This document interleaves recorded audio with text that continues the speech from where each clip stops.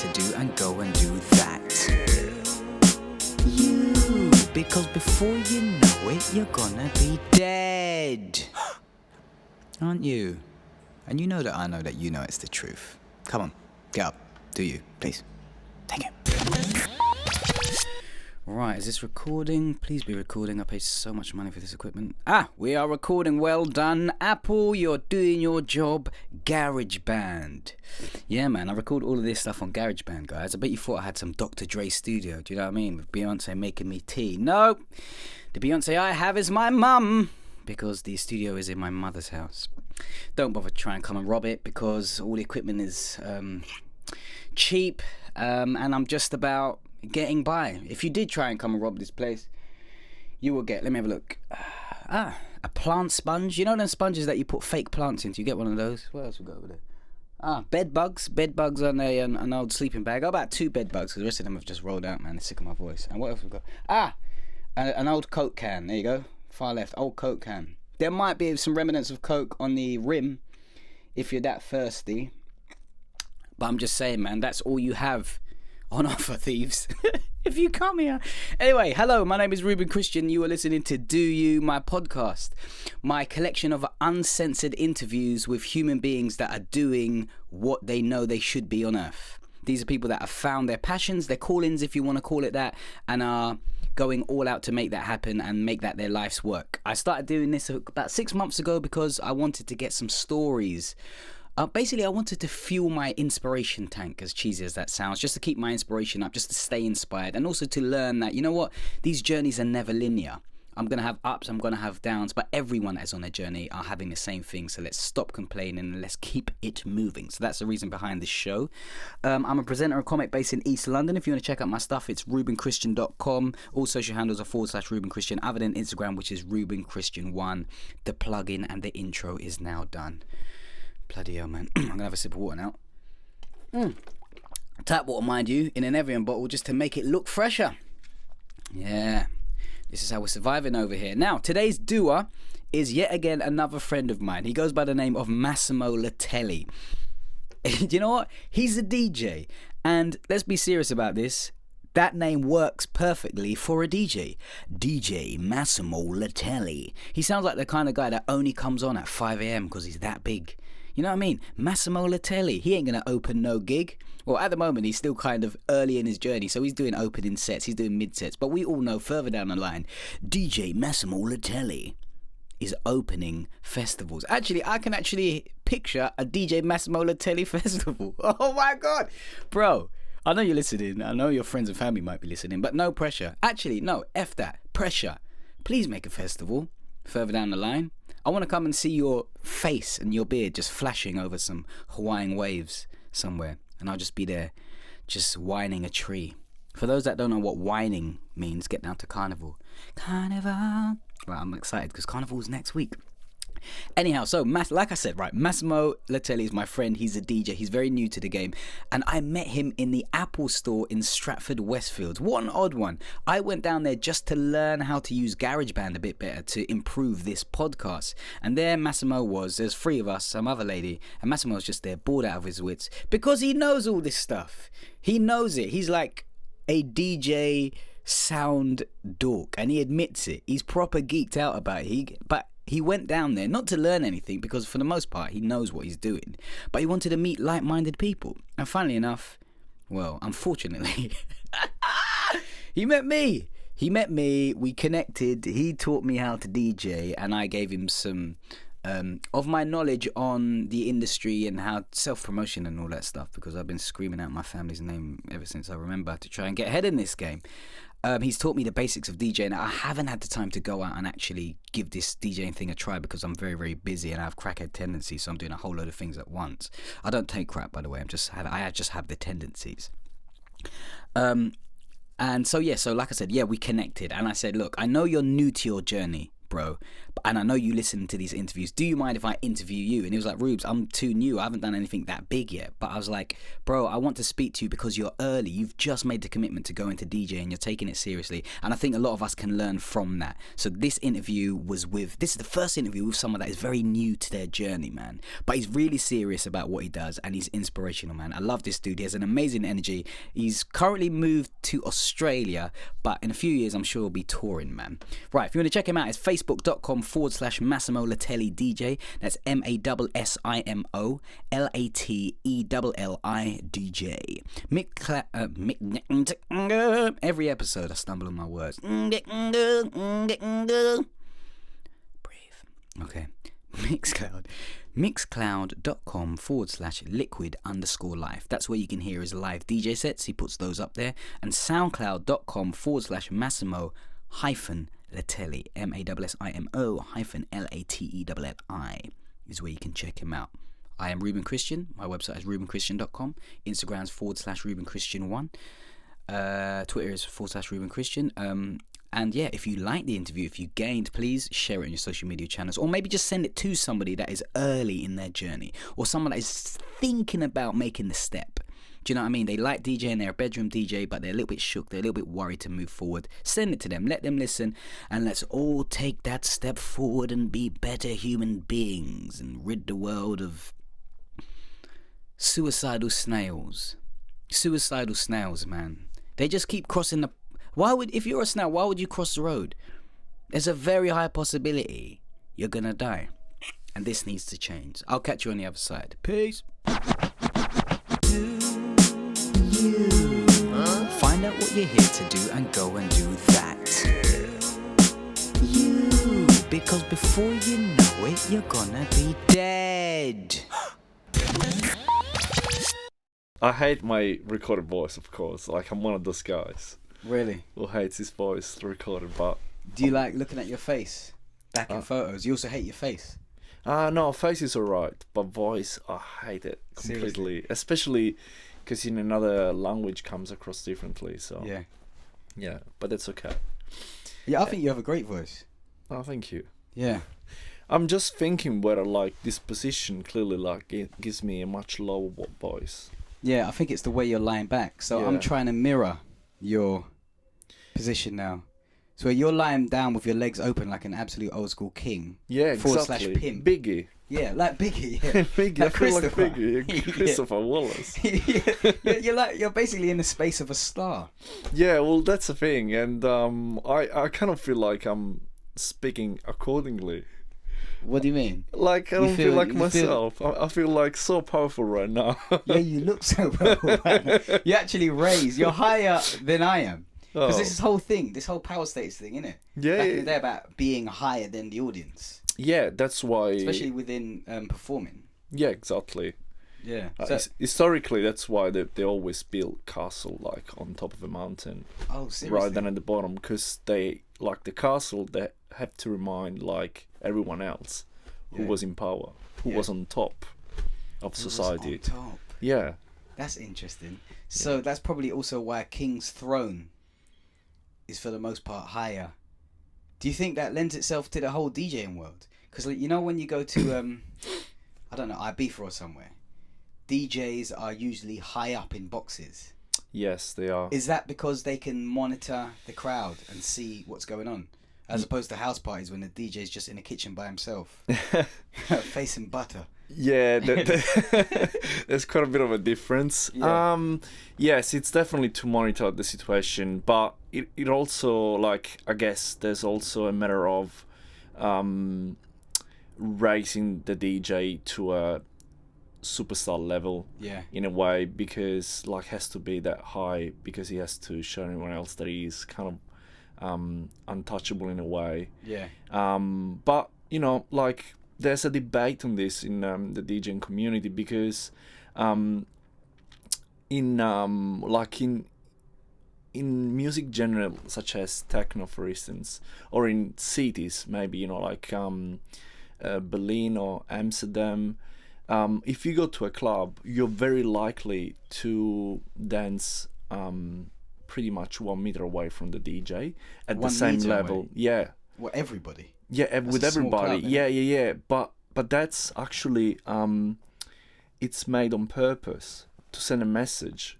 The DJ is part of the crowd, is at the same level as you. Yeah. Like, they want to remark this. Like, it's an actual message. It's not. It's an inclusive vibe. Yes. And I heard like clubbers living in Berlin saying that the reason why, you know, sometimes they don't like other cities like London sometimes is because there's some distance. There's too much distance. While the DJ should be part of the crowd, and I agree with that. I will feel like kind of uncomfortable being on top of a balcony or something. But that's part of your personality, though. Yes, it is. You're not. I wouldn't say you're an extrovert. I wouldn't say that. Something in between introvert and extrovert. So you're an extroverted introvert at times. Yeah. It depends. That covers everything. Yeah. Yeah, because today you came out, like, Massimo came out. I mean, it's a decent day today. I picked him up from Stratford, and he's got the straw hat on, the t-shirt, the shorts, his legs out. Proper. What about the hat? Yeah, you got the straw hat, the straw fedora on. I was like, it really looked like you had come. It looked like we were in Ibiza. You've done a set, and you maybe come to the beach for some cocktails. Pretty much. So how come you're just rolling with this holiday vibe? Or is this just how you just tend to normally roll? Because we've met on a number of occasions. Yes. All right, actually, let's pull it all up, right? Yeah. So, hello. Thank you for coming on the show, kicking back like the pimp you are. And this is an interesting interview because compared to the other people I've interviewed, because I'm mainly speaking to you about what you're doing as a DJ, but compared to the other people I've spoken to, you are quite new to, not necessarily your craft, but new to actually being a proper DJ outside of your bedroom. So I'm speaking to you very early on in your journey. Correct. So thank you for taking an interview. Thank you for having me.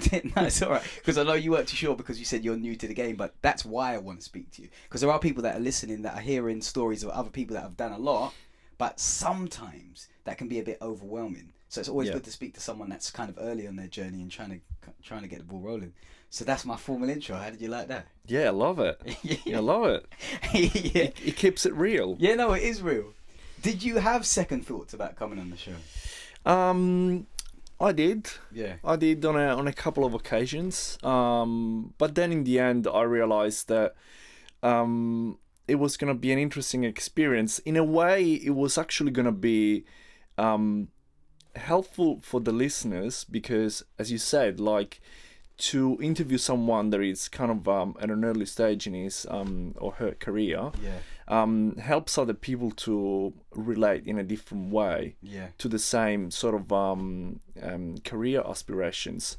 For me, it could be in a way a sort of theoretical session, you know, with a doctor in a way, because this interview in a way can, you know, can just point out a few things that I need to work on, or People say that, you know, people that have passed through this room, they say it is kind of like therapy, and the way I dig at them, not physically, do you know what I mean? Where especially when the audio is recording, but the way I kind of ask questions, right? They start to learn about themselves. Remember, I'm sure you listened to the Incisive interview. He was like, after the interview, he was like, Rubes, man, you like open things up and dissect every code. But that's how I am. I'm like forever curious, and I think that way we can learn a lot more. Yeah, and I kind of, you know, you kind of know me a bit. I kind of enjoy like digging. Yeah. Now this is why I like spending time with you, though, bro. It's because you have this ridiculously sharp and analytical mind. It's like some people would say you're overly thorough.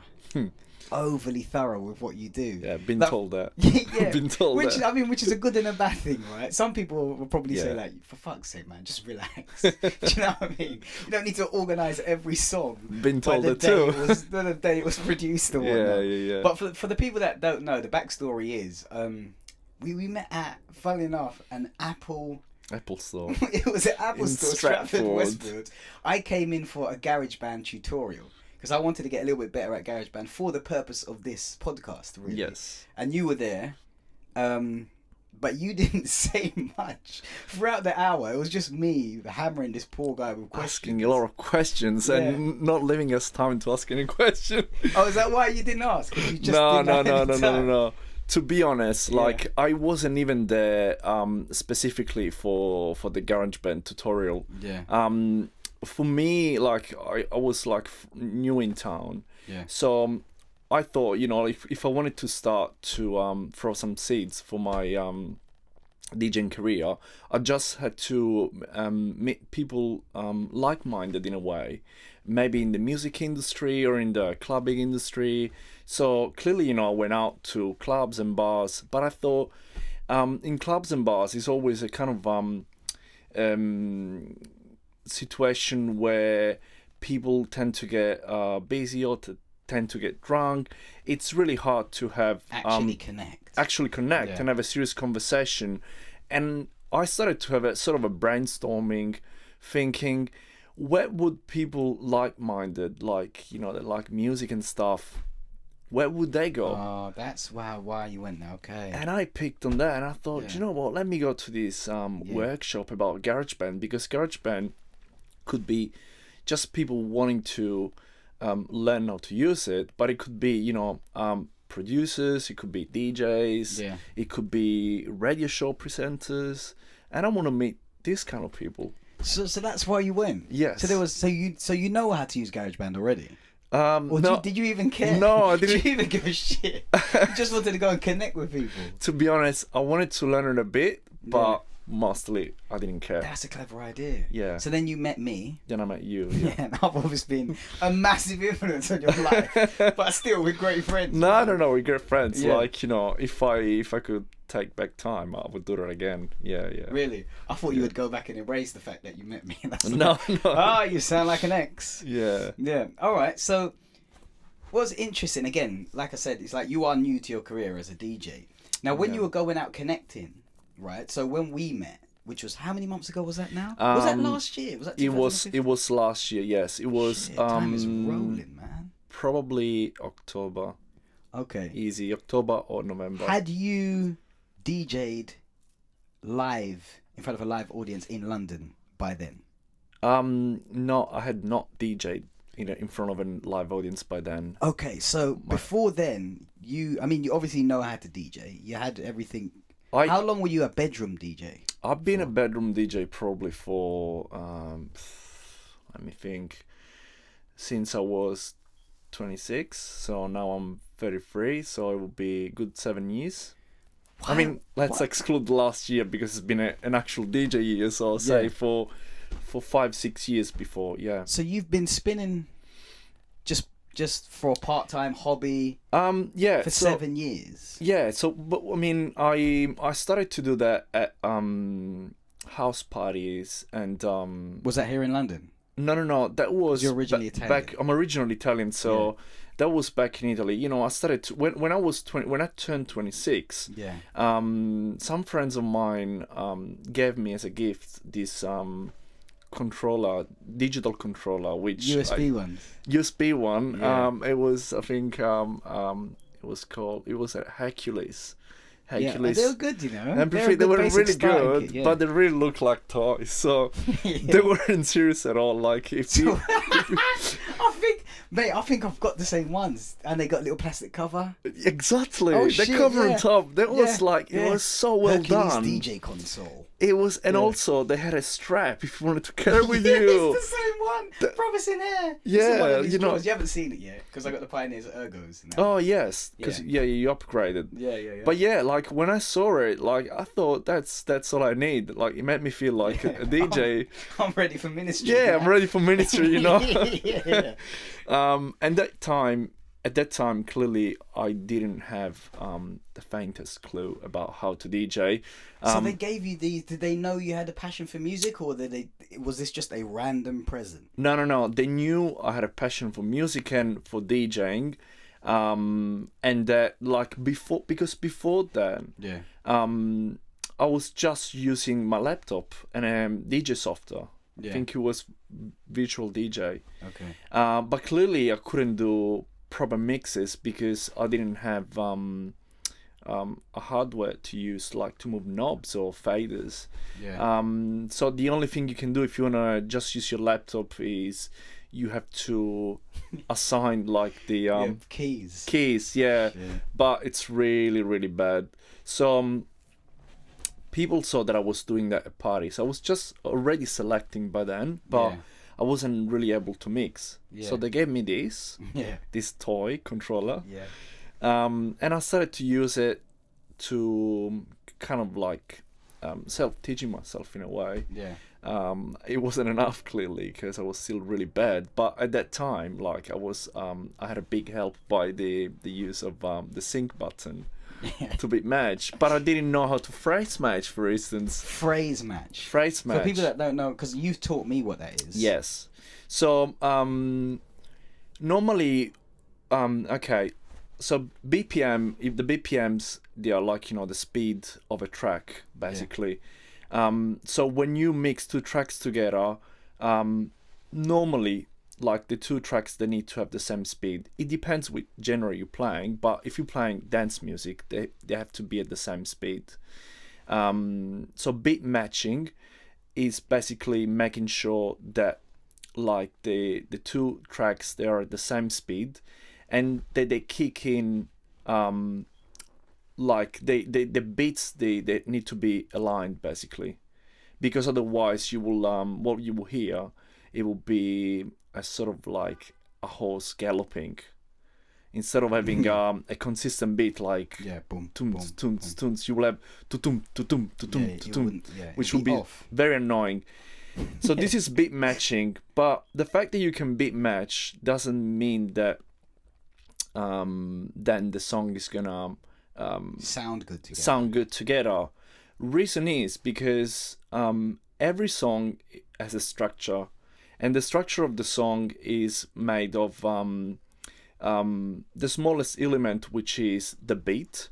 But then a beat normally comes in a bar, like the 4 beats form a bar, and then 4 bars, they form a phrase.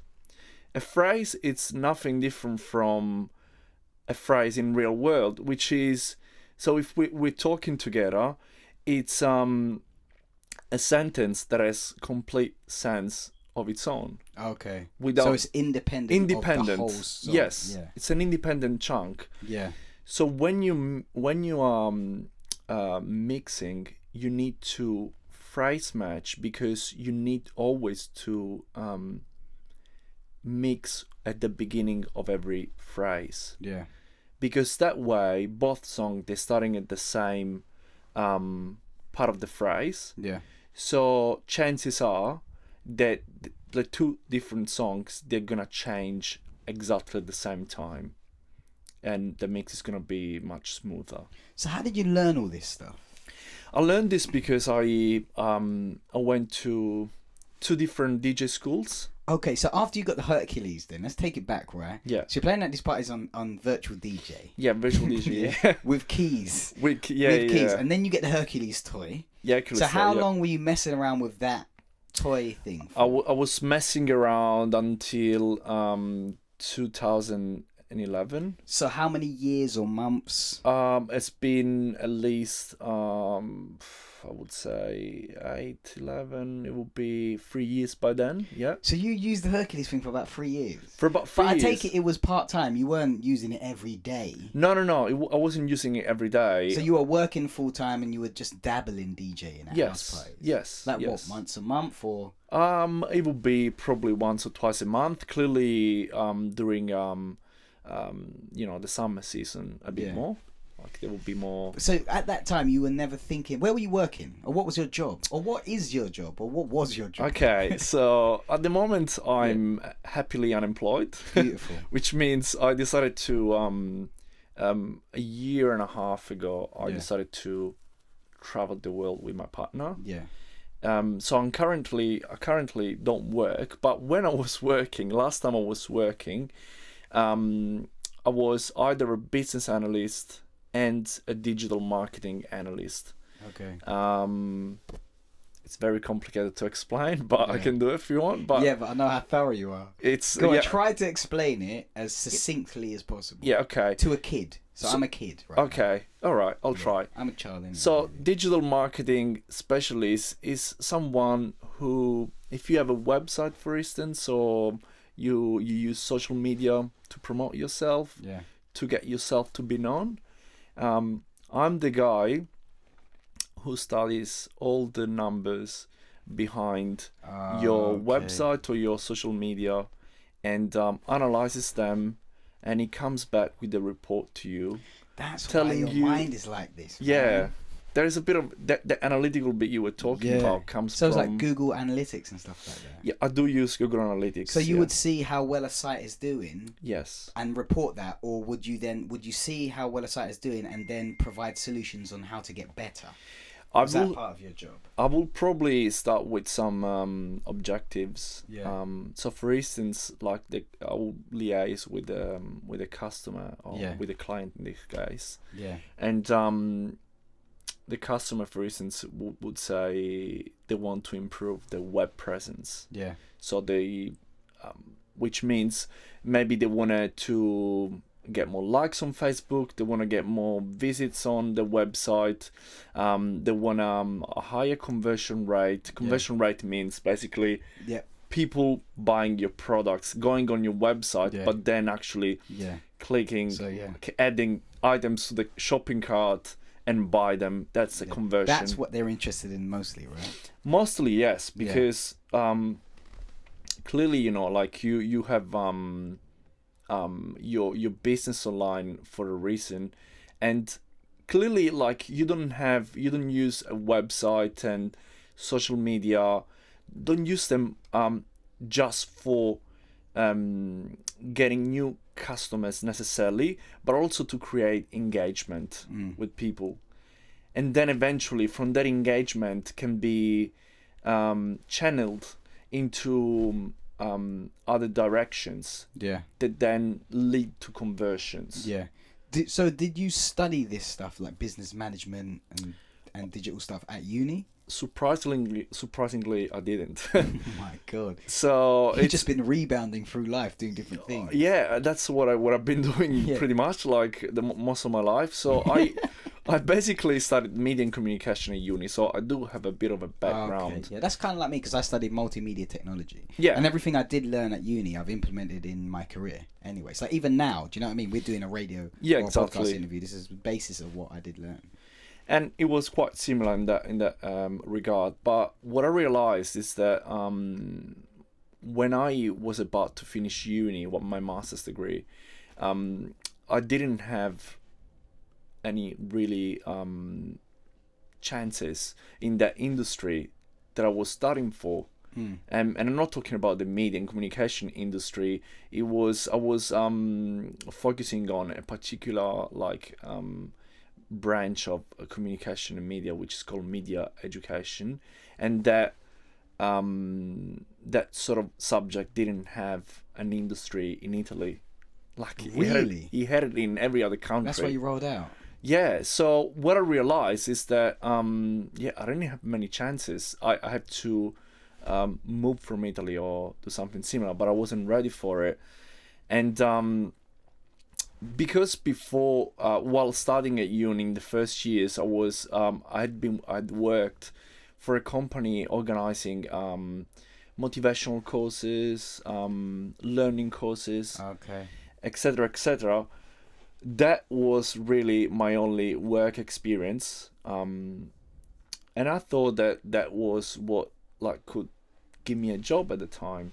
So what I started to do was to look for job ads in HR. I thought it was the closest thing in a way. While you were doing all this, music and DJing was not even on your consciousness. It wasn't because it didn't seem realistic. It didn't seem realistic at all.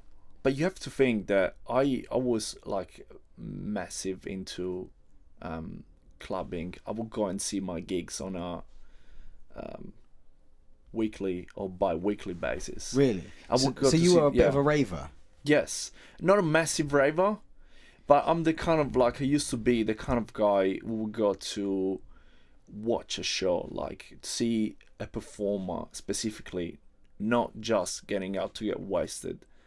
I wanted to see this guy. Yeah, as in the DJs. Yeah, the DJ. Because you're a fan of them. I was fan of them. Yeah, they were like back then. I was deeply into techno music. Okay. It's a lot of headbanging, man. Yeah, You get yeah, a lot yeah. of whiplash. Whiplash. Yeah, you know what whiplash is? No, no. When you knock your head and you can't move your neck after a little while. Oh, it's terrible. No? Yeah, no, I wasn't that. No, I wasn't No. that kind of guy. So you weren't a headbanger, Raver. You move your feet when you dance. Yeah. I mean, I had fun. Like, Yeah, let's yeah. not lie about it. But yes, basically, for me, it was more about the music. Okay. It wasn't about let's go out and Just get maybe smashed. there will be. As a matter of fact, if Yeah. there was a crap DJ, I would leave the club. Because Some people turn to alcohol at that point. Yeah, More no. alcohol, I should say. But how Lots more. alcohol like is not gonna improve the situation. If the music is crap, Yeah.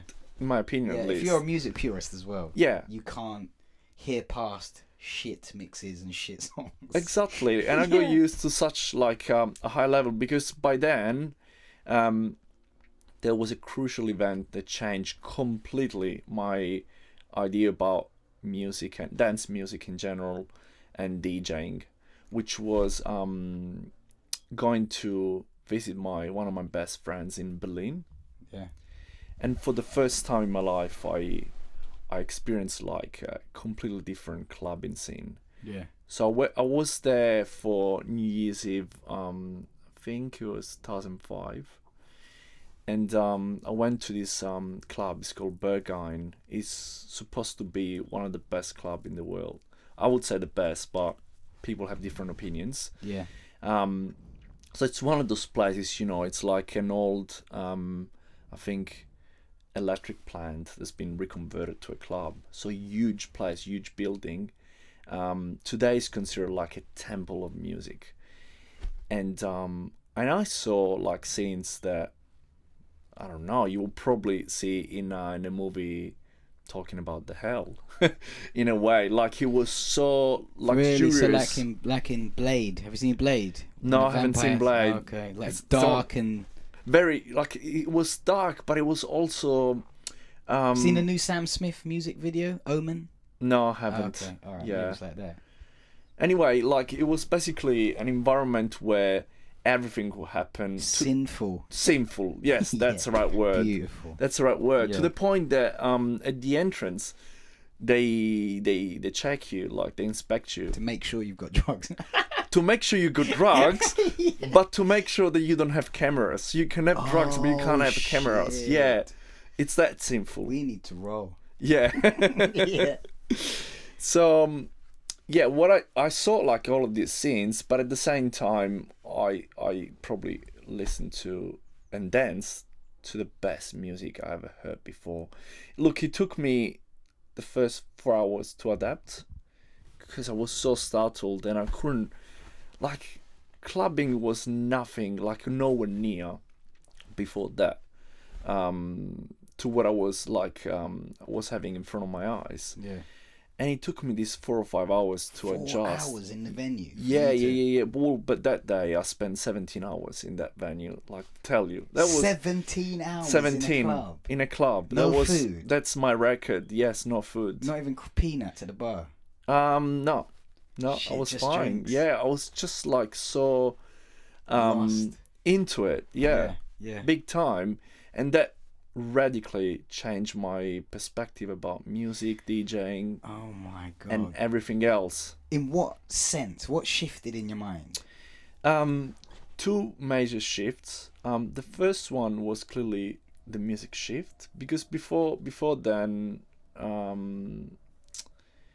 I was going to clubs for dancing and everything, Yeah. but music was really, in a way, cheesy, Okay. poppy, there's nothing wrong about it, but it was just, it wasn't sending any message. There was nothing new about it. It was just noise in a way. The way I define it today, it was Yeah. noise. Yeah. Maybe well organized noise, but Yeah. it was noise. And at that stage, I was going to clubs just for having fun, not for the music, really. Yeah.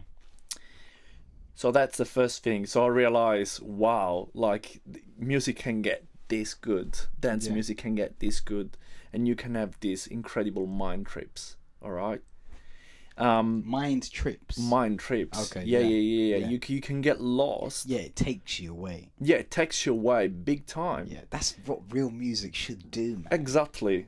Like, you know, and the music. So probably the best way to describe this, that the music I was listening to before, that was good music. I was listening to it, but it was soulless in a way. Yeah. This music was soulful. So what year was this again? Talking about 2004, 2005. Shit, so that's early. So then, in your mind, did you then, I don't know whether this was consciously or subconsciously, tell yourself, I want to be part of this industry? No, I No. wasn't. But what triggered into my mind is I wanted more of this. Okay. Because All right. I It was just that simple step. I want more of this. Yeah, because I just wanted to recreate the same experience somewhere else, which at that time I had limited options. It was just back home. Yeah. And home at the time was Rome. Lucky enough, living in a capital city, you know, like you still get to have like good clubs. Yeah. So there was a very good underground scene in Rome. I just wasn't aware of it. Yeah. So that was an eye opener in a way, because then when I go back home, I wanted to find the same thing. So I started to be part of a different scene. Okay, so this is more underground. Underground, and listen to different sounds. Second massive realization, it was something that it's always been part of my values in a way. I really wanted to, like, what I experienced in that club in Berlin, it was people were there to listen to music, dance to music, yes, have fun, but also to connect to other people. Yeah. All right. So they weren't just there for themselves or for their small groups. So you will be into the dance floor and you will see people smiling at you or dancing with you, and then maybe, you know, you will have a break and you will sit somewhere on, you know, the couches or wherever was available, and the guy next to you was rolling a cigarette and he will be start to talk to you. It's like a proper hippie vibe. Yes, proper hippie vibe in a way. Yeah, I love places like that. Yeah, that's the carnivals like that. And man. to me, that's what I always wanted, and I couldn't believe it was true. Pure love. It was actually pure love. It was happening. So did you used to roll to these places by yourself? No. To be honest, like I had my like this mate of mine, one of my best mates.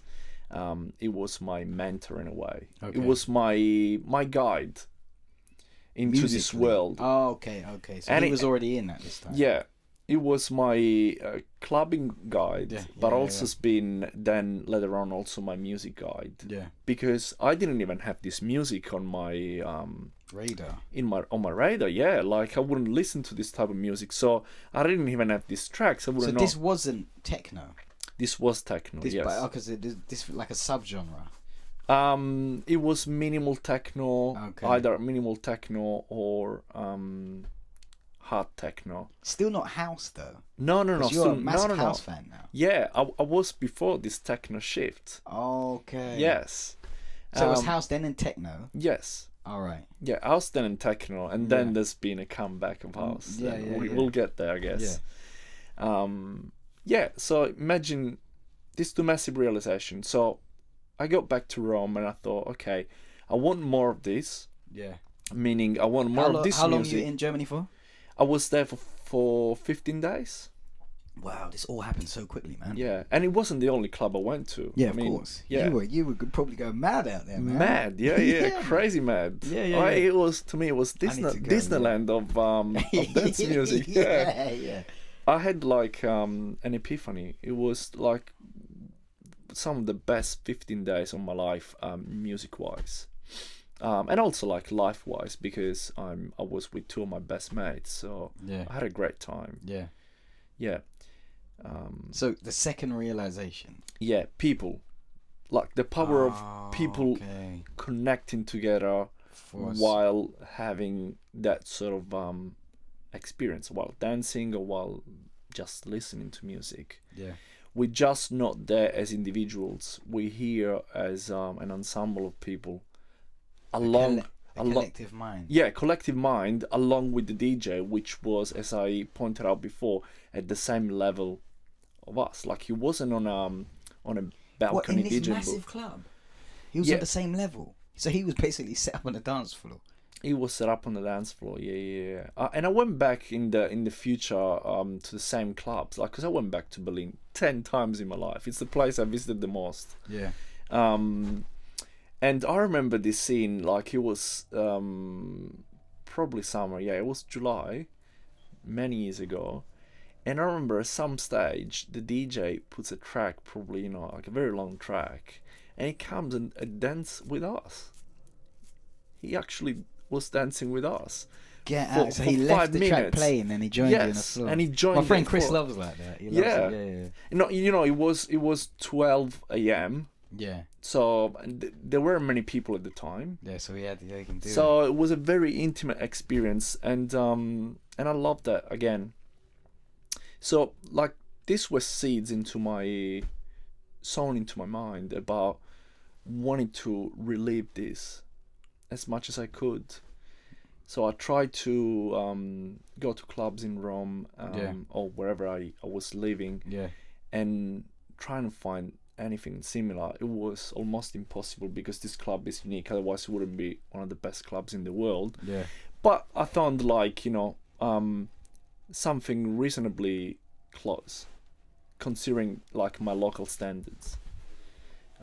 So I started to get into my local scene and going out with some like-minded people. Because then even my friends in a way changed. Like what I was doing with friends, how I interact with people. It doesn't mean that I cut out people out of my life. I just started to... It organically happens, man. Organically, yeah. Yeah. And I realized that I had many more friends that were into this than I thought.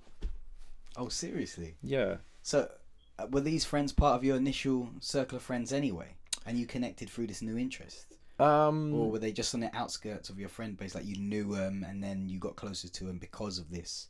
Some of them, like I would say most of them were already in my circle. Okay. And some of them, I met them later. But you have to understand that that period in time in Italy, it was there was a massive rise of techno music. Yeah. So it was getting bigger and bigger. Now today we are experiencing, like, you take it for granted in a way. But back then, you know, it was just underground scene. Now dance music seems to be everywhere. Like it's almost an obsession. Even at the radio, like songs, they're so dance influenced. Yeah. It seems like now if you don't have a beat in your song, like it's not gonna go anywhere. Yeah. It's not gonna make it top 10. That's because the market dictates, right? If you're going mainstream, so if that's what everyone's listening to, yes, then that's what's going to make money. And as an artist, I guess. Well, the problem is that the market bends the music its own way. Like it decides which styles and which. So you think the market controls? Yeah, you still don't hear or you don't listen to techno music on a mainstream radio. So you don't think listeners or consumers of music have that much power to dictate the next, I don't know, shift? No, they don't. Really? Do you think it's the bigwigs that do that? So if everyone said, right, fuck all of this, we're gonna put out country and western. Yeah. Slowly, here's a 5-year plan. Then all of a sudden, you think everyone will be into country and western. You think that's how powerful they are? Yes. Wow. I think so. I mean, there must be always a sort of a scene that is influential in or it's seminal, I would say. Yeah. In making that happen. It just doesn't come out of the blue. They Okay. just don't decide that.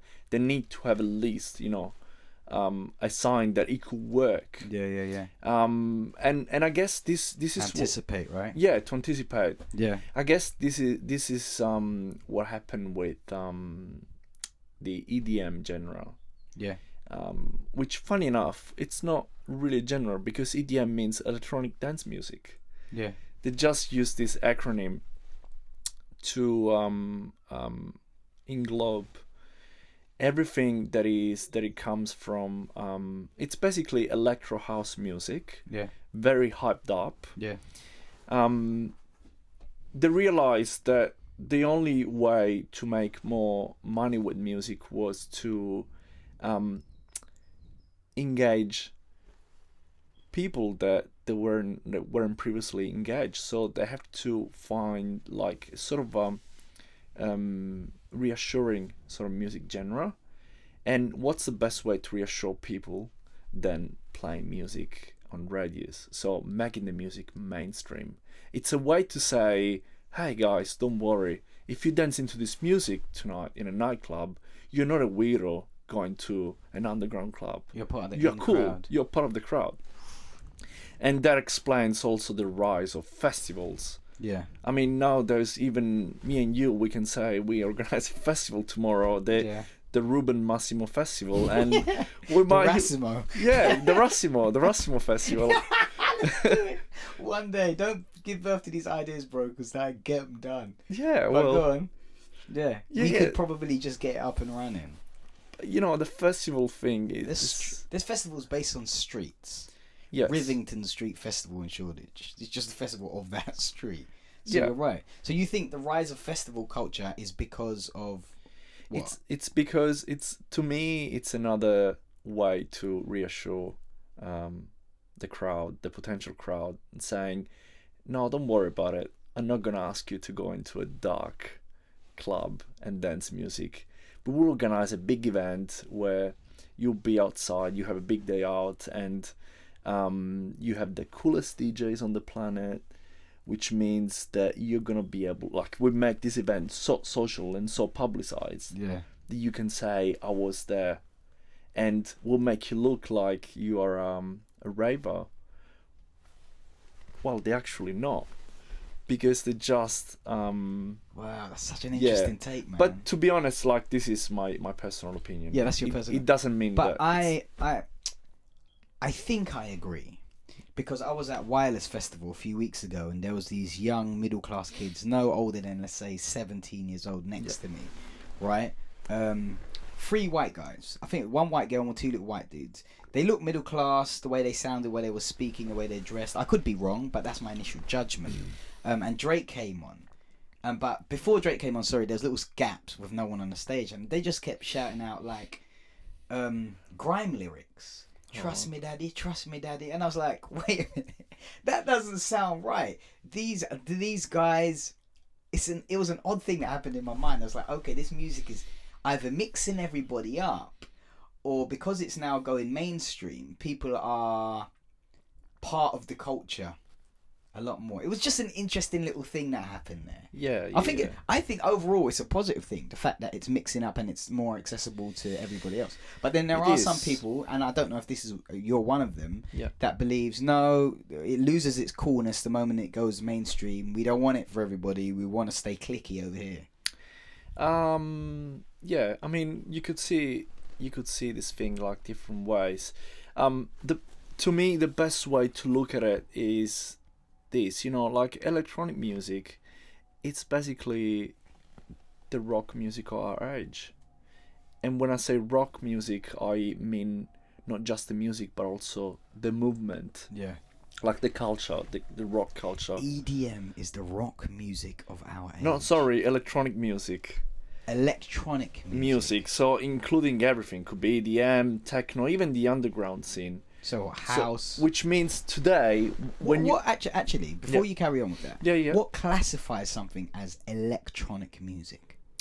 It will be, I guess, like the use of particular machines and sounds to produce music. And BPMs? No, BPM. It's not something. It's not a sound. Like it's not something that is produced. BPM is just a unit of measure. Yeah, but yeah, I agree.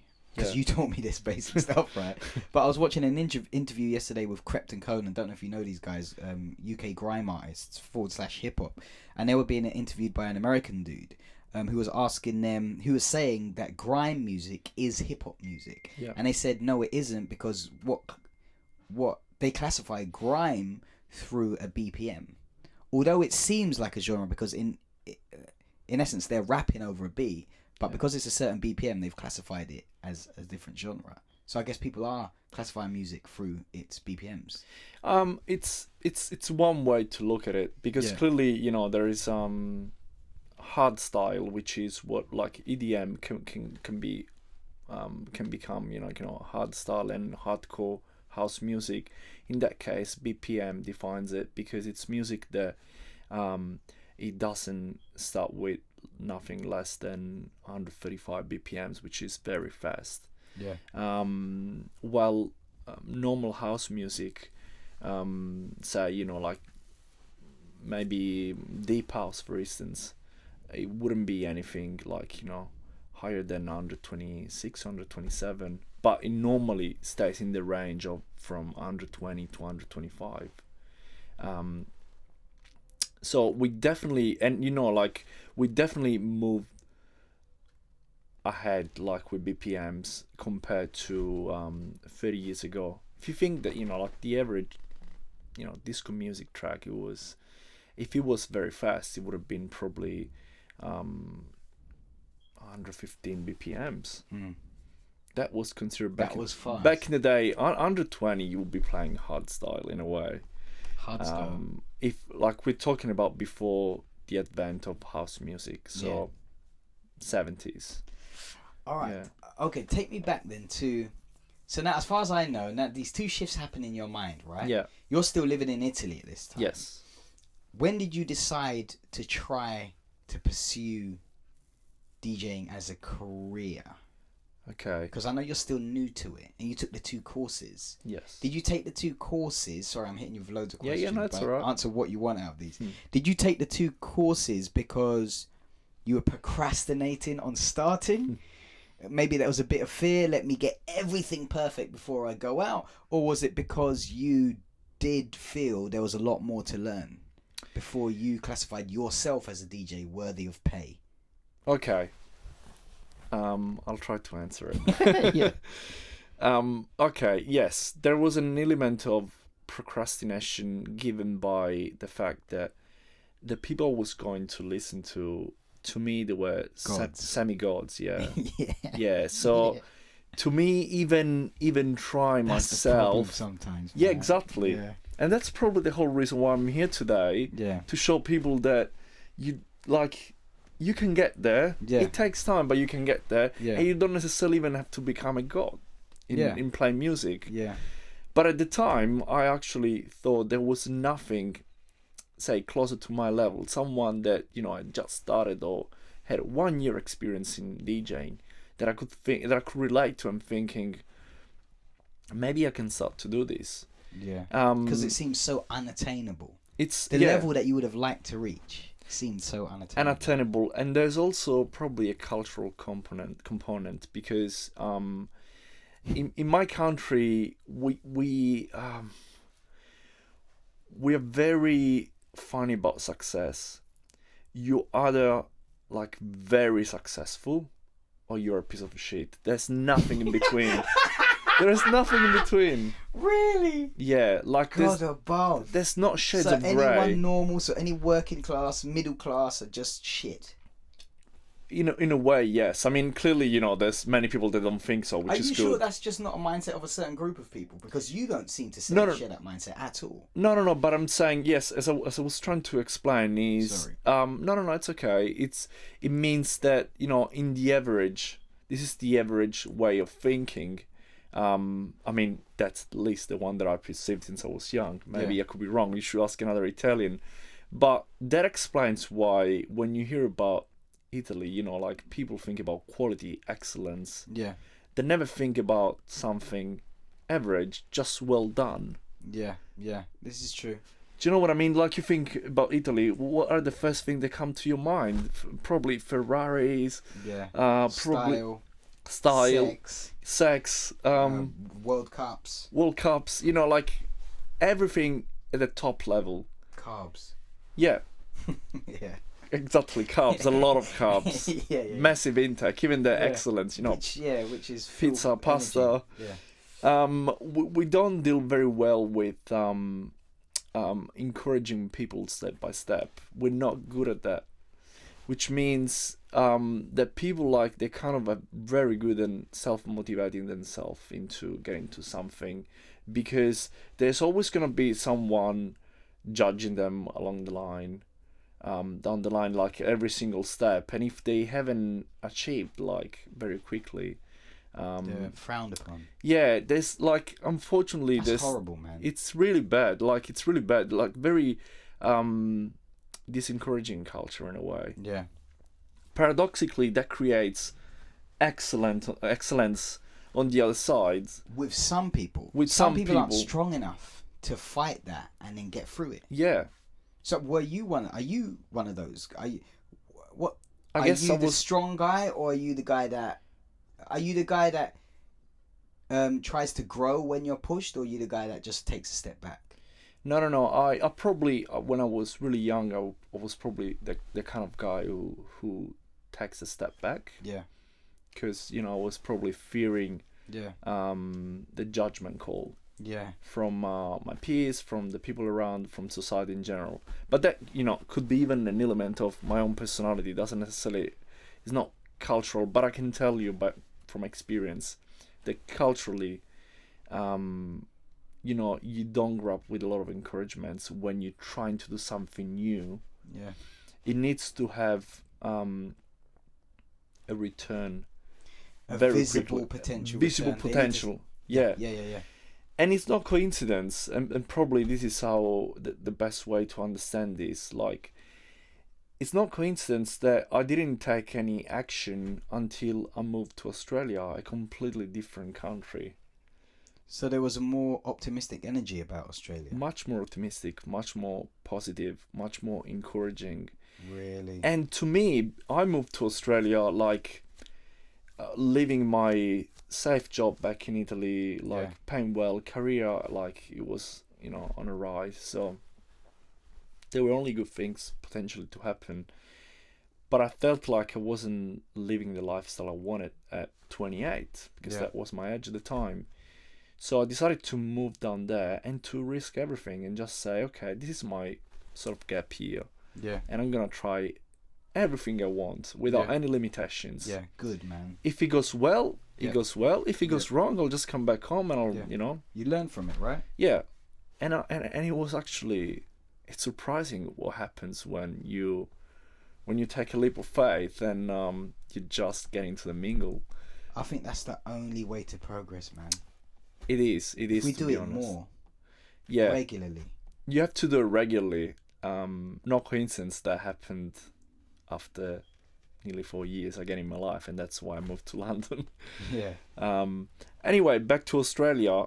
Yeah, I found, like, a job there. I started this job. I loved the company I was working for. Like, I loved my colleagues. I Yeah. loved my lifestyle. This was still not music based, though, was it? No, it wasn't music Alright. based. I loved everything about it. Like, there was nothing I wasn't loving apart from clearly the distance from my family. Yeah. And that was at that time that I thought, hey, maybe this is the time that I can try to pursue, you know, my dream of a DJing career. Was it a dream or was it an interest at that time? Let me say at the time it was more of a still in between, like probably between an interest and a dream. Yeah, because of doubt. Doubt would be there, wouldn't Yeah, but what I thought was, do you know what? What I can do is just go into a crash course it? and see how it goes and see if it's, you know, Yeah. technically feasible. Yeah. If I'm like, you know, maybe I'm too dumb to do it and I just, it's better that I give up, or maybe it's not that big deal. Yeah. So I joined this DJ course to a local school. It was a class. It was a course running for 3 months that will give you just the basics and when I'm saying the basics, it means more theoretical basics than practical skills. Yeah. But it was already something, because you must have met some great people there as well, right? yeah, I met some good people, but I haven't been able to keep in touch with them. Like, I noticed that, for one thing, the first element was that most of these people, they were much younger than me. I was 29 at the time, or probably 29, and they were probably in their early 20s. The school wasn't great, to be honest. I mean, it wouldn't be thanks to the school that I learned a lot. Yeah, but you learnt your basics there. But I learned my basics. Okay, so and how long was this course? 3 months. So you've done this for 3 months, which is, I'm guessing, maybe once or twice a week. Once a week. Once a week. For just 2 hours. So that's a long course, 3 months. it's like 12 lessons. That's one hell of a procrastination period. Yeah. Right, so once you finish that, yeah, you thought, no, I don't want to play out. Let me go and do another course. No. Actually, no. What happened was that this course, like, if you wanted to get your certificate, you needed to have a graduation gig. Good. Yes, and that prove was yourself. exactly. That was that scary? It was super scary, because I worked on it a lot. Yeah. But the most important thing, that it was probably a game changer for the future, it was that, remember that toy controller that I used to have, the Oculus? yeah. That was my DJ gear at home.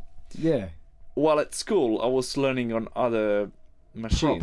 Proper equipment. Proper equipment. Yeah. I wasn't trying to learn with 10 tables. I was trying to learn with this thing called CDJs. Yeah. But I really, like, because the course, it was really crash course. Like, it wouldn't really help you understand how to, like, properly use the gear. Then the guy from school, like, he said to me, well, the best thing you can do is you can buy a controller. You buy a DJ controller, and you will show up at the club with that. And I thought, come with your own equipment. Yeah, come with your own equipment. Do you have a DJ controller? I say, yes, I do. The fact that you even answered yes, I'll give you ratings for that. I do, but I have a toy. I have a toy, but I'm not sure you can do. Yeah. So back then, I started to make a few searches about DJ controllers, like, what was the best in the market. And I decided to buy this Tractor S2 controller. Yeah, which is the one you have now, right? Which is still the one I have really now, and I love it. Yeah, I still love it, and I will never sell it for any reason. Yeah. But it was so complicated at the time. I was coming from a toy. See all the buttons and lights. You're like, all those buttons, and I've just done 3 months of this, and I don't understand what's going on. Exactly, and I was used to. Oh shit! It was terrible. It was terrible, because I thought I'm never gonna be able to perform, like, properly, because I didn't even know. It was overwhelming, but we all go through those overwhelming thoughts when we do. When we start something new. We have to, because it's new. So then it opens up voids in our mind that we then need to fill, and we get good, and we move on to the next thing, right? Well, I remember this one of these motivational courses I was talking about. There was this so mundane sentence that actually made sense to me. It was, everything is difficult before becoming easy. Yeah, well, it has exactly that. It's so stupid as a sentence, but it's so true. Wait, let's say that again. Everything is difficult before becoming easy. Yeah. Which it just meant, like, don't be scared about if things are difficult at the beginning, because it's just the first step, the first approach to it. Yeah, it has to be. It has to be difficult, then they'll become easier. Anyway, using this approach, clearly I was overwhelmed. I had to use a new software, and I had to use a new controller. So I just tried to keep it simple, and I prepared, my track list at home. I had 20 minutes. I have to play live in front of a crowd. In an actual club? In an actual club, but there wasn't just a crowd. Go on. There was... professionals. DJs. Judge panel, like a judge panel. Really? Yes. But that were obviously not seated at a panel, but they were just in the event kicking back. No. They were sitting in front of you. It was like Fuck the X off. Factor. Wait a minute. You're playing in a rave with people raving, and there's a panel sitting there just Yeah. making everyone feel awkward. Look, to be fair, like the people Bloody coming hell. there, there were people coming to support their mates. They were having the graduation gig, so they were definitely like it was a Sunday night, so it wasn't normal like weekend night in a way. So you invite your friends and your people. You invite your friends and your people, so you will feel a bit more comfortable. But still, you know, it's your first for your first live gig. gig, and with pretty much brand new equipment and software and everything to Did learn. you sleep the night before? No, I didn't. But that's for everything Yeah. big happening yeah. to me. I never sleep. So I went to that gig, and then it was okay. Like I still actually have videos on Facebook. It wasn't. I didn't make any major mistakes, which was good. Like it was a confidence boost. So then after that, they rated you, I guess, and they said passed or failed.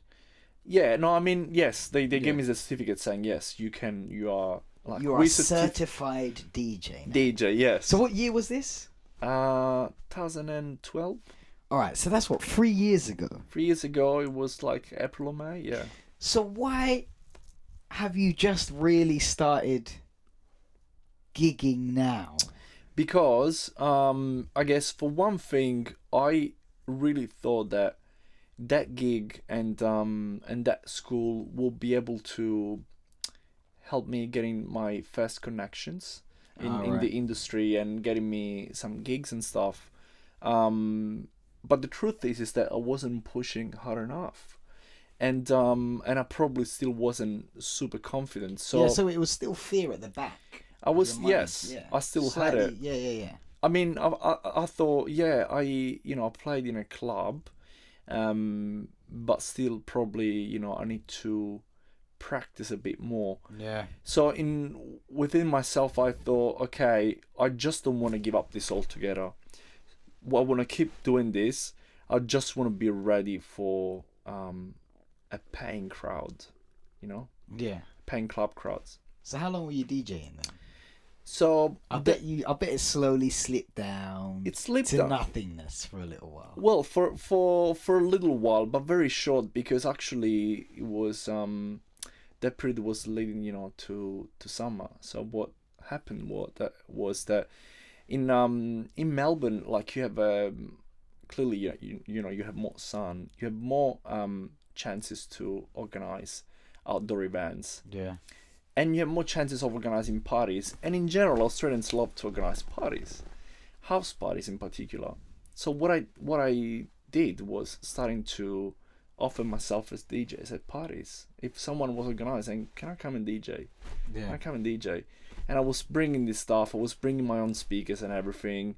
I was a Was bit it of like these M audios? yes, like these, that yeah. big. So they were Yeah. completely like unreliable. They were completely unfit for it. Let me say, but not they, unreliable. but they pump out beautiful sounds, man. No, But it depends like on- they're very good, but they're Yeah. good for a studio setup. But I Oh, was 'cause they're using them. monitors, aren't they? Yeah. Yes, I was using them outdoor, which is like Oh, I see. it's so discouraged. Like Yeah. if you read the instructions, they say we'll never use it outdoor Yeah. because they never, they will never perform properly.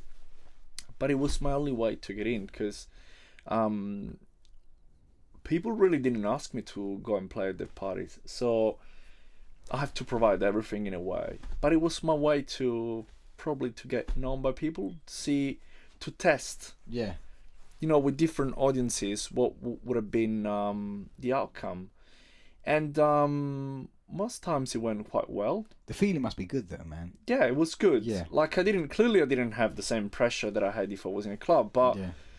now you know a bit more about myself, and I put some pressure myself. So even if I actually didn't have to deliver and people wouldn't expect, even because they weren't even paying me, I was trying still to deliver like the top, Yeah. to the best of my knowledge. Yeah. Of course. Can we pull that mic a bit nearer? Yes, To you? Yeah. I will. So cool. Yeah. That's all right. So house parties started to kick in, and then I started to meet more and more people that they were actually like-minded. They didn't just want to do house parties on a chilled out sunny afternoon, what they Yeah. wanted to do was going hard. Yeah. So they wanted to do like back to back, back-to-back long hours parties. which is the scene you'd come from. Yes, 17-hour raving and shit like exactly. that. So then so I take it you would go then with different DJs and then you would do back to backs. No, it was still just myself, at least. Just doing massive stretches. At the very beginning, I remember, as it was today, these 12 hours parties. You done 12 hours, bro. Yes, 12 hours from, like, because, like, the good thing about Australia is, like, I think they got it the right way, which is, if you want to have fun and you still don't want to get, like, too wasted and wasting your weekend, start parties early. It's so easy. I don't know why So other what time? countries don't get it. So it was a Saturday afternoon at 3 p.m. Yeah. and we will end up the party at 3 a.m. Oh, that's sick. But then like clearly in the first few hours you're not raving. Yeah. You're having maybe a barbecue, you're having a few drinks.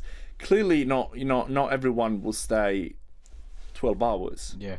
But it would be at least us, the real music lovers, Yeah. having the full rave in a Yeah. way. And then in the end, by the end of the night, everyone was off their heads, basically. But in a small way, finally, I've been able to recreate the same vibe that I Okay. experienced myself 8 years Yeah. before. Yeah, but in a smaller scale. In a down smaller version. scale, which was, being like with people and enjoying music. And That must have added to the bug. a lot. Right? Yes, definitely. So then you came to London. Then after all these parties, How long was that going on for? 2.5 years. Shit, man. So you were doing these pies. You were actually yeah, out yeah. there spinning. Yeah, I mean, clearly, like there were never live gigs in a venue. Like it happened to me too, because at some stage I got to the point where people were having the birthdays and they would be asking me to play. So I got to the point where people will ask me to play at their birthdays and stuff, and maybe sometimes they will have birthdays in an actual venue. So I would be experiencing like playing in a venue, but it was specifically for that function. Yeah. Which wasn't a real live gig, but still, it was like little by little I was building up. Anyway, yes, with my partner we decided that we really wanted to try a different life experience, and we really wanted to travel a bit. So we left everything, we quit our jobs, and we organized a tour around the world, basically. Starting from Australia, stopping in Southeast Asia. Just to travel or? Just traveling, yeah. We saved money for 2 years. Shit. How many of you? The two of us. Okay. Yeah. And so we stopped in, Thailand, Vietnam, Cambodia, Laos. We lived in Western Australia for a month, which is where my partner originally comes from. We lived in Italy for a month and a half last summer. Yeah. And then we moved to London Yeah. on it was September last year, because we were at the time where we had to decide, are we going back or are we staying in Europe? Yeah. And we decided to give it a bash and stay in Europe, and we thought London was the best place because the economy was picking back up, and it was an English speaking country, so it was good for me and my partner. And also I knew that was, of all the places I could possibly go, the place where I could take my DJing career a first step up. But you took a little while since you were here. So you done another course, didn't you? Yes. Why, bro? Why did you do that? Because you've done a course, you've done some spinning, you're fine. Why did you do another one? Because I knew that I wasn't that. Out of practice? No. Simply, I was aware. I was doing house parties. It wasn't a real way to test your skills. I was. You needed to get to the next level. Right? Yeah, I was aware that, to the words that I'm using today is I would say that the way I was playing back then, I didn't know what I was doing. Seriously? Yes, I mean, so you were just fucking around, basically. I was fucking around. Yeah. I was doing it mostly well, but It's just because probably I wouldn't have a massively critical crowd in front of me. Right. Okay. So then now it moves to, okay, I'm seriously gonna do this now. Yeah, Taking it from fanatic to professional. professional. Because remember, I was still Yeah. playing with a controller and a laptop. Yeah. Okay, it wasn't a toy controller anymore, so Yeah. I kind of got that Upgraded a bit. upgraded a bit, but still in any club or bar, like in any clubs or bars, like you will find other turntables or CDJs, and I didn't have a clue how to use them until I arrived in London. Because of this course. Yes, so I decided to join a course. This time I just wanted to make sure that it was a course where I was taking something away from, like I was learning how to use properly. And when did you finish that course? I did, like, this course is divided in different modules. You know, you have beginner, intermediate, and advanced. Yeah. When I went to school, they tested my skills and they say you can start from intermediate. Okay. So I jumped the beginner Yeah. module, and then so I did intermediate and advanced, and So you done both. yeah, You finished the intermediate, then you done the advanced. yes. How long did that whole process take? Well, it wasn't that long because this school is basically you do 4 sessions of 2 hours each for each module. So an intermediate These course. are crash courses. It's a crash course was normally actually probably used the wrong word, because a crash course normally is a weekend course. Yeah. Well, the one that I did in Melbourne, it wasn't really a crash course, but it was in terms of what left you in terms of knowledge. Yeah. This one in London had a massive difference. It was a 1-to-1 course. Okay. What was the school? The school is called the London Sound Academy, Okay. which I strongly recommend to anyone who wants to start DJing. And Because are the courses expensive?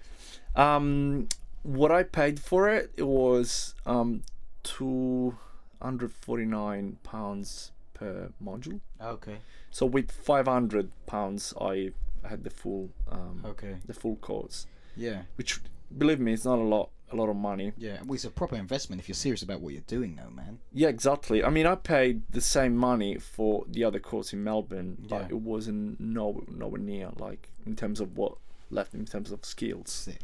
With this one, I was learning using, industry standard gear, and because it's a 1-to-1 course, like, you get to learn based on your current, like, skills level. Yeah. And it's focused on you. So it's not like they have. It's very personalized. It's personalized, exactly. Yeah. So I learn much quickly, like quicker than the other course. Yeah. And plus, on top of it, I basically realized that this school, compared to all the others, gave you the chance to get some gigs later on. And I didn't know anyone in London, so one way was going to random Apple stores and meet people, and Yeah. and maybe like those people It's a strategy that worked. will lead to something different. And another strategy is, I thought, and to be honest, I was honest with myself. I still don't have the skills to play in front of a live crowd. You didn't. I didn't. See, I disagree. But then it's how you look at it, right? Yeah. To me, I wasn't ready, to be honest. Are you ready now?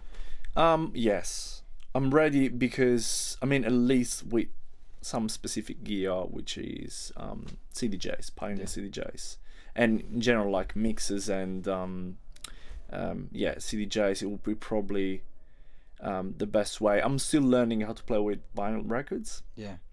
But I will soon. The reason why I'm saying I'm ready means I'm technically ready to play anywhere. Then if you ask me, are you ready for your next gig? I'm not ready because you haven't prepped. I haven't prepped, and I value a lot preparation. Yeah, no, obviously. You being the anal thorough guy that you are. Now, when I met you at the Apple store, you hadn't really played out in London. No. Fast forward a few months, and I witnessed you play at Ministry of Sound in Elephant and Castle, London, which is an iconic venue in this country. Yes. And an iconic, just to play there is a massive thing. So for me, being an advocate of progress, that meant a lot to me. Just Yeah. to see you spinning there. How did that feel? It felt great because yes, for one thing, it's so hard to get there, simply because it's such a competitive scene. So let me put it this way: in a way, it's actually easier than it used to be, because these days, if you're in the right promoting circles, Yeah. you get to play, even in these big venues. But from another perspective, it's harder for me because in London it's such a competitive scene. Then compared to any other cities in the world, Yeah. you need to justify your presence there. Yeah. And when I'm saying justify, it means that you have to support yourself by selling tickets for your own gigs. Yeah.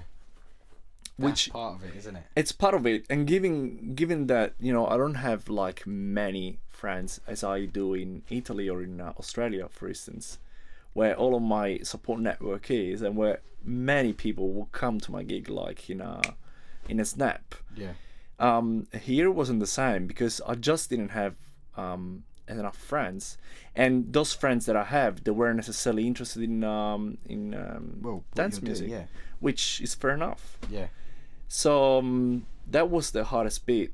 But also, like, they don't ask you to play there just because you're selling tickets. They want to make sure that you know what you're doing. Yeah, well, they have to. They can't have a amateur up there ruining No. the night for them, because they've got a brand to uphold. haven't They can't, yeah. So Yeah. Before that gig, actually, I had already played another probably... McQueen. Yeah, Down McQueen, in Siegfried, Shoreditch. Yeah. the Road Trip and the Workshop, the Connect, which is the ex-Pasha, Yeah. Pasha, whatever Yeah, you want to yeah, call it. Pasha, we call it, yeah. Pasha in front of Victoria Station.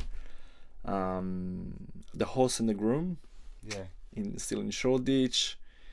And then before the Ministry gig, I had also played in at the Coronet Theatre, which was my first big club event, but also big time event, because I was headlining for Robin Schulz. I don't know. No. It's the guy who came out with two massive summer hits. One of them is I probably know them. Waves After Waves, or Oh yeah. It was that guy, German guy. Yeah. It's Okay. just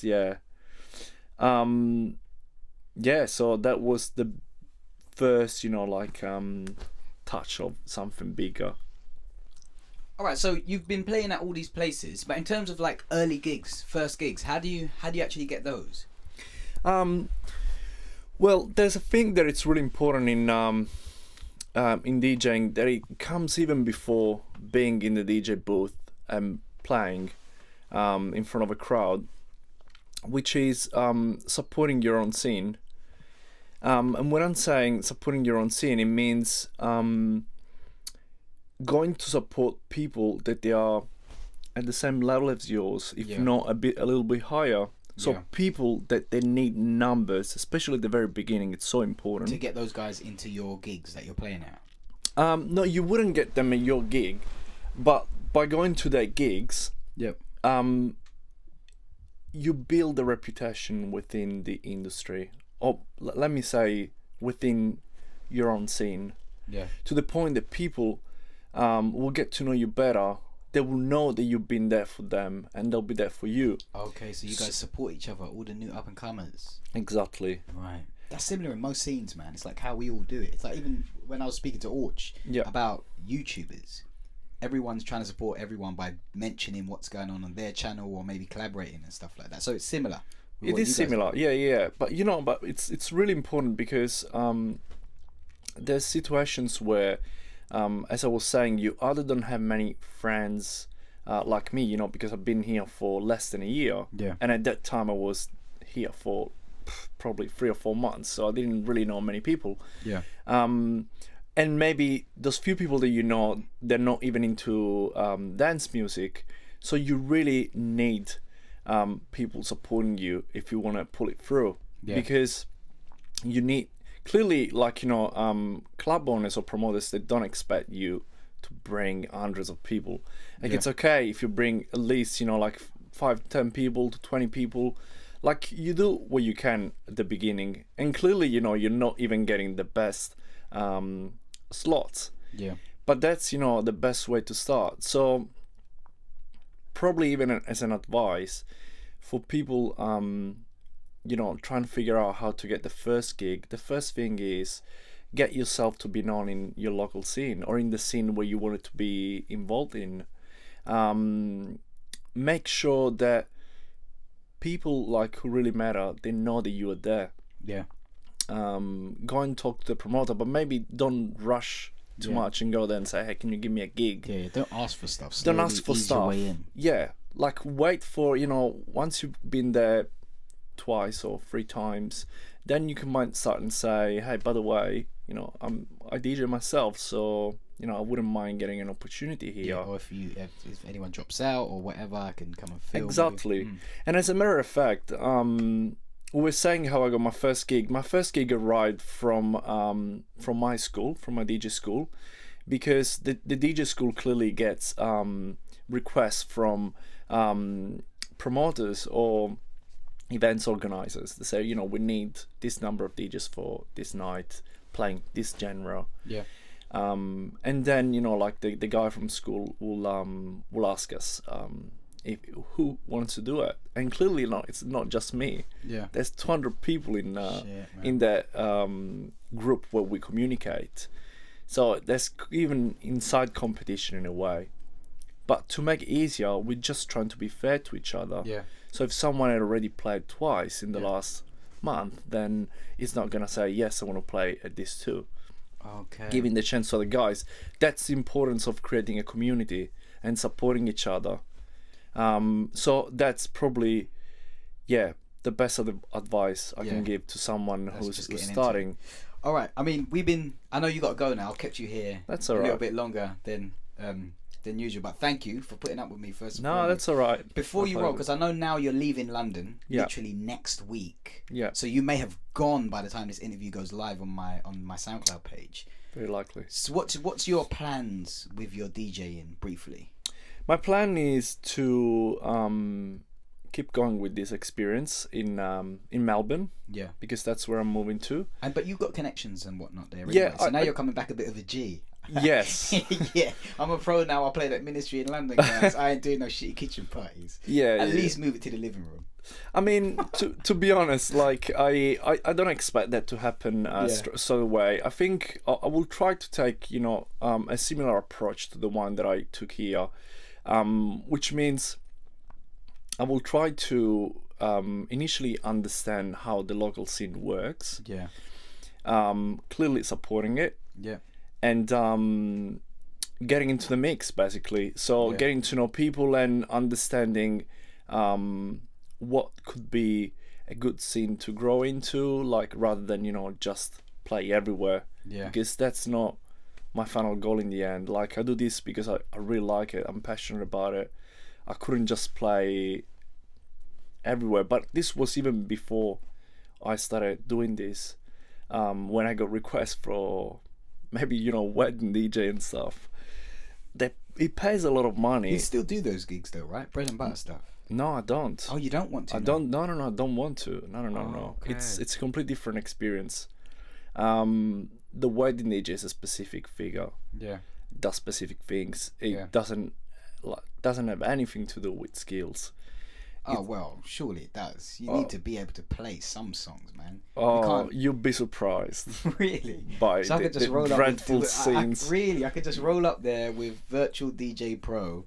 Yes. Or just a CD, an hour CD, and pretend to mix. I can You be high as just a kite. you just need to know what you need to play at what time, and you're done. And you can just get the requests from the just go on Google and, you know, like look up If there's any wedding wedding playlists. DJs out there, this is nothing. I mean, we love you and we need you, Yeah. but we just think you're different to the club DJs. Yeah. I mean, look, I know. I need a wedding DJ, bruv. Do you know what I mean? And it might be you, Massimo. Well- but you can set it up in the club. Yeah. In the club setup. You know, like I don't know if I can say this during a show like this, but There's nothing you can't say on this show, bro. Ah, You can okay. really talk about anything, bro. Then I will say this: the reason why I don't play weddings Yeah. is because, You don't believe like, in marriage. within, apart from that, well, actually, I'm getting married next year myself. Yeah, so congratulations. yeah, thank you. Yeah. I'm gonna be my own wedding DJ. You're not gonna have a bar. No, I'm not gonna have Yeah, a. fuck the first dance. I'm Exactly. spinning. Yeah. Go on, let's carry on. There's this funny sentence that says that a wedding DJ is the bride's bitch. Oh wow. Yeah, and I believe it's true in a way. Ah, that's harsh, man. And also, you know, like you get to have this, maybe, you know, that annoying friend of the bridegroom coming and saying, hey, I'm the best friend of bridegroom, can you Spice put Girls and stuff. Rihanna's God. you know, last track? So I could not cope with that. That's why I don't care about the money. Yeah, no, I get it, bro. I totally get it. It's the same with me and what I do now. There's certain things I wouldn't do, even if there's money, because it will be lying to myself. I'd be going against the essence of who I am. It's too humiliating, like, in my opinion, at least. yeah, and, yeah. and it's not coincidence that wedding DJs, they're not DJs in real life. They're just people who happen to Run part, yeah. no, they It's like uncles and stuff, they isn't just invest on the gear, like, because they provide the speakers, they provide But they get a paid, mixer, man. and they just invest on that, and they're done. They don't even have to mix. Like, really, seriously. I mean, apart from some few exceptions of people that I know that are amazing DJs in life, and then, you know, as you're saying, it's the bread and butter to trying to pay the bills. Yeah. With weddings, I don't know, like, really serious DJs doing it, because they know what they're going into, what they're gonna face, you know. Shit. Okay. Well, I don't want to be a bride's bitch. Listen. Well, I hope that you don't ever become a bride's bitch, and I wish you the best of luck in your Thanks. journey with DJing, especially now you're in Australia. And it'd be good to catch up with you, maybe do another interview with you further down the career line, maybe a year, 2 years down the line. I'll definitely be keeping in contact. Yeah. Because the internet, do you know what I mean? We can't run away from each other, man. Yeah, no, But definitely. yeah, well, thanks for coming on the show, bro. Thanks for having me. And keep progressing. Do you know? I don't think you need any more courses. Stop that shit. It's just that Just go out and start spinning. you know, bro. like, recently I got an DJ interview. Massimo Latelli, the name. I can see albums on iTunes. Massimo Latelli. Well, thanks Volume for 1, thanks for the Volume 2. trust, but I think like 2 weeks ago I had an interview from a magazine. Yeah, Italian magazine. Right? Italian magazine, like, aiming to explain Italians to non-Italians. Yeah. And the journalist, she summarized in the first sentence. She said, like, when I met this guy in a cafe with his beard and his MacBook, like, juggling between, like, tunes and stuff, I didn't have any doubt this guy is 100% a DJ nerd. Yeah. And Which that's you are. because I'm a nerd that I want to keep going to courses and learn more about it. Yeah, well, actually, maybe I take that back, because you can never stop learning. Yeah. Do you know what I mean? You can always gain something, or maybe reinforce an idea that you forgot about or whatnot. But just keep gigging, man. Like the ministry gig and stuff like that. Mate, best of luck, bruv. Thank you very much. DJ Massimo Latelli coming to a festival and or club space or arena near you. There you go. I told you, what I love about him is that he's one of those people that are they're overly analytical, and a lot of those people don't actually take the step out and risk and start something, but he's done that, and I'm sure it's going to pay dividends beyond dividends, man. Like I said, you can check him out on facebook.com/Massimo Latelli DJ, MASSIMO LATELLI mixcloud.com/liquid_life for his DJ sets, and soundcloud.com/Massimo-Latelli to hear his random uploads, and sometimes he puts some mixes up there. I've been on his back to do a lot more, so hopefully he will do that. You can check me out. It's ReubenChristian.com. Social handles are /ReubenChristian, other than Instagram, which is ReubenChristian1. I hope you liked the interview. I hope you learned. If you did, forward it on, share it, all will be appreciated. Keep attacking your fears and doing your thing. We need you. Don't listen to the news. We need you. Thank you. Good night, good afternoon, good morning. Keep it moving. One love, baby. Do you You. Find out what you're here to do and go and do that. You. Because before you know it, you're gonna be dead. Aren't you? And you know that I know that you know it's the truth. Come on, get up. Do you, please. Take it.